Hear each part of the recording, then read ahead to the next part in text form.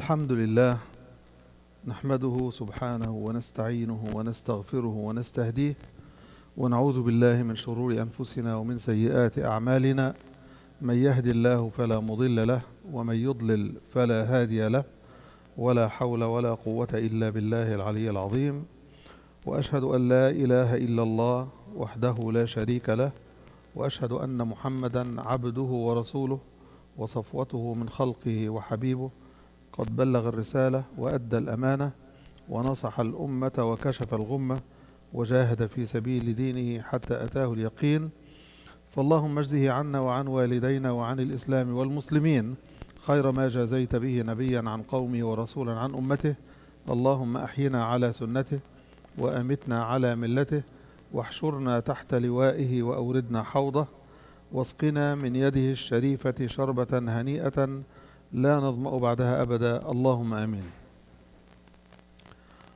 We've covered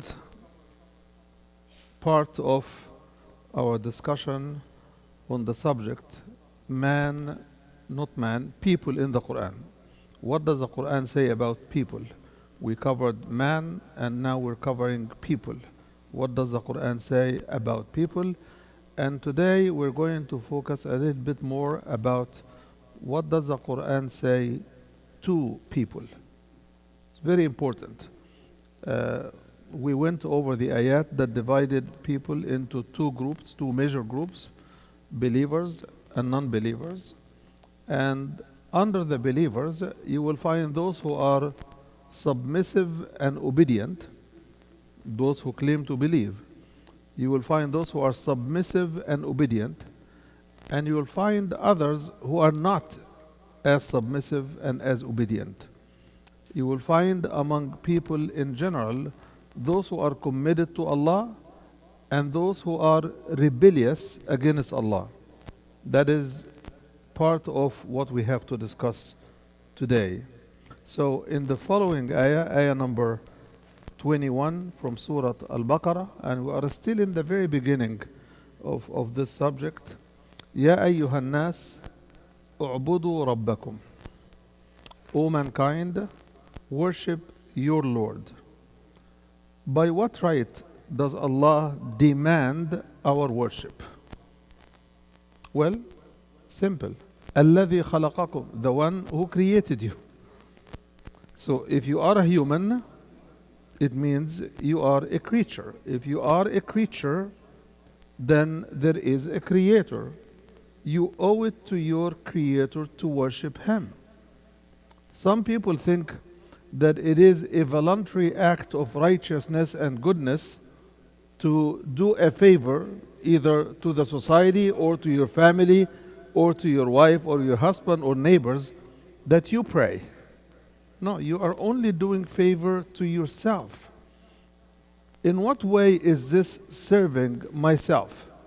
Basically, part of the nature of ourself is rebellion, to rebel.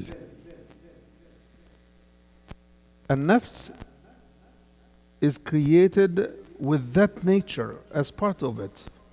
فجورها وتقواها.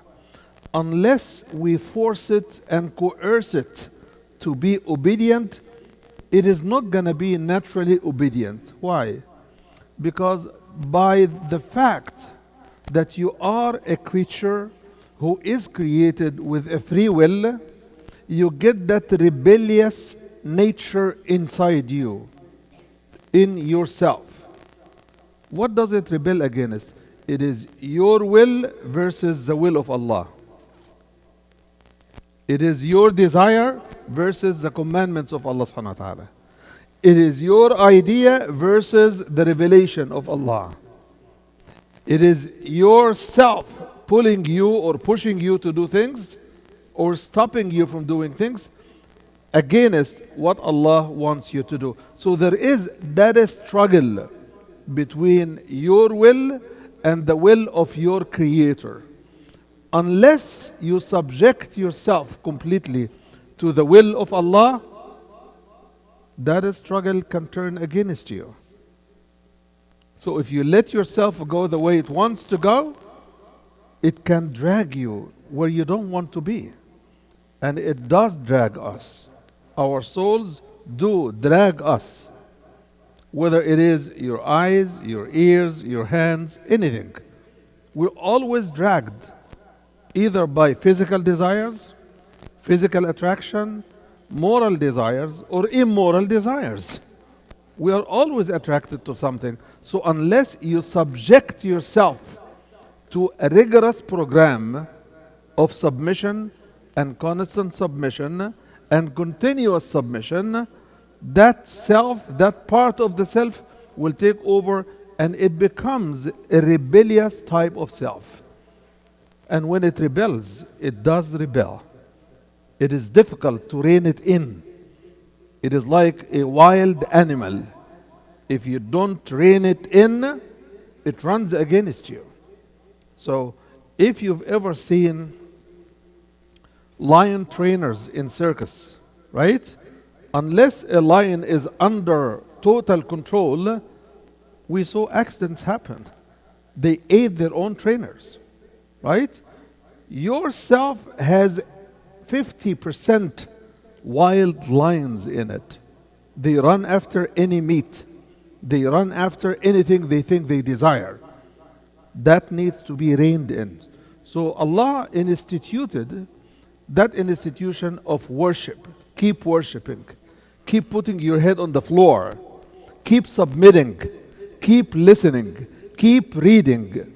Keep compelling yourself and forcing it to do the right thing and to take what you know, seemingly a difficult course, a difficult choice. This is where your interest is. Difficult choices are very pleasant for the believer. It is not easy to lay your life down in defense of your country. It's a very difficult choice. But when you have to do it, you do it, whether you like it or not. But if you do it with a choice, most likely you win. If you do it reluctantly, you will lose it and you will lose the battle. So you have to train and keep training yourself to listen to you, not the other way around. So if we could imagine ourselves as wild animals, partly, that Allah is given us for a short ride, that is the term of your life. And you have to constantly keep it under control, on leash. Unless you do this, it runs with you wherever it wants to. So the fact that you are a servant and you must worship, we are not doing Allah a favor. We are serving our own self. It is like if you're riding a car and this car lost brake. How fast do you want to drive? So Allah told us when we studied the ayat about insan, خُلِقَ الْإِنسَانُ مِنْ عَجَلٍ, man is created in haste. We want everything yesterday, right? And Allah is telling us, slow down. Think and reflect. Ponder, review, second guess yourself, consult, and give Allah the widest room to give you the best choice, what is called dua al-istikhara, because His choice is better than yours. Okay? Most of us, if not all of us, those who know about dua al-istikhara, we would love for Allah to choose for us, right? In matters that we don't know what the choice is, right? We don't know which one is better, right? So we ask Allah, what about things that He listed in the book and He said, this is better for you? Why don't we take it? When He speaks, it is much louder than when He gives you a hint about a choice, right? So first we have to submit to the clear listed choices, then we can make istikhara and ask Him to choose in matters when we don't know how to make a choice, when we don't know what to pick. So as a matter of preface, paving the road for a successful life, Allah says, first you have to recognize yourself as a servant and Allah as your master. Don't argue with Allah. Don't second guess Allah. Don't deal with Allah as you deal with people. He is a class by himself. ليس كمثله شيء. عليم حكيم خبير. He knows everything, and he knows what everything leads to, and he knows the consequences. So his is the right choice always. Now, when I make istikhara and I feel comfortable about something to do among the choices I have, I go ahead and do it, and this is a sunnah, right? Not knowing whether it is good or bad, but just if my heart feels comfortable doing something, I do it, right? But isn't it more compelling that you keep the list that Allah told us plainly in the book, right? That this is the list I have to follow. To be able to compel yourself, you have to go through daily exercise of ibadah. Keep submitting to Allah, keep praying, keep making dua, keep making adhkar, keep thinking of Allah, keep thinking of His word, of His book, of His prophet, of the challenges that you face in your life, and the choices that will keep your interest inside. This is what اعبدوا ربكم really means. That you start off by acknowledging you are a creature, you have a Lord and a Master above you. This is the one you need to listen to. اعبدوا ربكم. Who is your Lord? الذي خلقكم.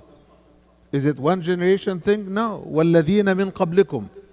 He created you, and He is turning your attention to those who came before you. And the Quran will do this repeatedly. Haven't they seen what happened to people before them? Haven't they seen the fate of those who rebelled? Haven't they looked at the fate of Pharaoh, Ad, and Thamud? Why? Those came before us. They have gone through the same route we are in now. They have passed in this journey, and they made choices. Allah is telling us, before you divert from my obedience and commitment, look back and see what happened to those who came before you. It is like if you are going to a new place, whether it is a college or work or anything that is new, you look for people who have run the course, right? And you tell them, ask them, what is going on? How do you fare? And how do you make good grades? How do you make a good employer? How do you make an impact? How do you get promoted? You get all of this by looking at those who have run the course before you. الذي خلقكم والذين من قبلكم. So what is the utmost benefit of ibadah? It is لعلكم تتقون. You look here, this order of ibadah is coming not to you as a Muslim. It is coming to everybody. Every human being is included here. And that's why Allah is starting from the basics. That He is the creator, you are the creature, and there is a relationship. And above that, He has not only created you, but He is the one who is still providing for you. He is the one who continues to provide for you. Everything there is from His. It is part of His blessings. So